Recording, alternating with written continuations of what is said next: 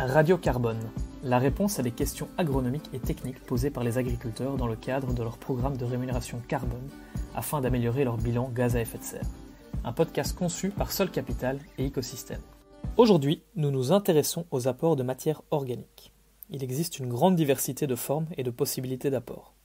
Xavier, agriculteur en Haute-Marne, apporte des fumiers bovins et équins sur son exploitation afin de fertiliser ses parcelles en agriculture biologique.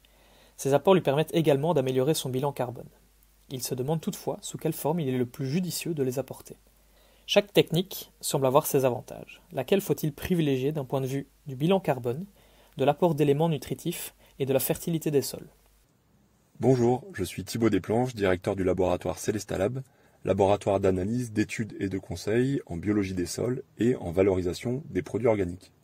Alors la question c'est, est-ce que je dois composter ou non mon fumier pour l'apporter sur mes parcelles?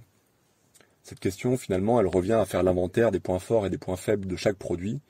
Et à ce titre, le compost comporte quelques avantages et très peu de risques, alors que le fumier comporte plus d'avantages, mais plus de risques. Je vais essayer de vous les détailler un petit peu pour que chacun puisse prendre les décisions en conséquence sur son exploitation, et je vais essayer de répondre évidemment à la question sur cette exploitation en particulier.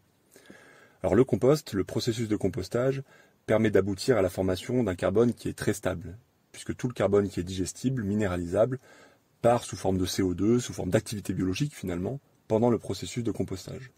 Donc si un tas de compost fait 10 mètres à l'entrée et 3 mètres au bout de 6 mois de compostage, c'est tout simplement parce qu'il a perdu du carbone qui était à la fois énergétique et facile à digérer, et que celui qui reste, c'est celui qui est stable. Donc le compostage aboutit à un carbone stable qui va renforcer le carbone stable du sol, et donc améliorer le capital à long terme du carbone dans le sol. En revanche, le fumier, lui, il va avoir une double action. Il va avoir et la même action que le compost, puisqu'évidemment, il va aboutir à la formation de carbone stable dans le sol, mais il va aussi apporter tout le chemin qui permet d'arriver à ce résultat. En particulier, le fumier, parce qu'il contient de la paille, va nourrir la biologie du sol, va stimuler les organismes, les micro-organismes, et donc va à la fois nourrir la vie du sol et apporter du carbone stable à long terme. Le problème, c'est que le fumier, on ne peut pas l'apporter en aussi grande quantité, il est difficile à épandre, il a quelques points faibles qui viennent avec ce double avantage, notamment les pathogènes, les adventices, que le processus de compostage permet de résoudre. Puisqu'il y a une hygiénisation par la montée en température, finalement, dans le compost final, il n'y a plus de pathogènes et il n'y a plus d'adventices. Donc on a une plage d'utilisation du compost qui est plus importante.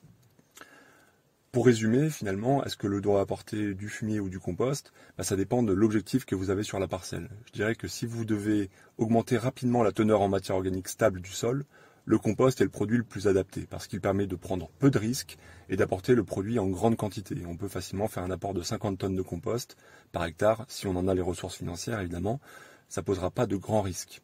50 tonnes de fumier, en fonction de la teneur en paille et puis de la fragilité du sol duquel on part, et bien évidemment on peut avoir des risques plus importants. Donc si on doit en revanche se situer dans une problématique de stimulation de la vie du sol, d'amélioration de la structure à très court terme, l'apport de fumier me semble plus opportun, et il va falloir raisonner sur la quantité à apporter. Donc un ordre de grandeur, c'est à peu près 20 tonnes pour avoir un risque minimum.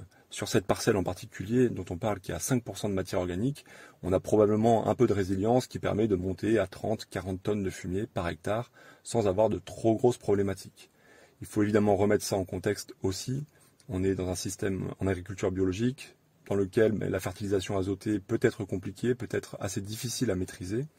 Et dans cette mesure, j'aurais tendance à pas trop prendre de risques et donc à me limiter à 30 tonnes hectares, entre 20 et 30 tonnes hectares de fumier. Donc pour vous, la réponse est continuer de mettre votre fumier entre l'ordre de grandeur, c'est 20-30 tonnes hectares. Pour ceux qui ont peut-être des sols plus fragiles, attention, prudence, commencez doucement. Et si votre objectif c'est vraiment de faire augmenter rapidement la teneur en matière organique du sol, privilégiez alors les apports de compost en très grande quantité.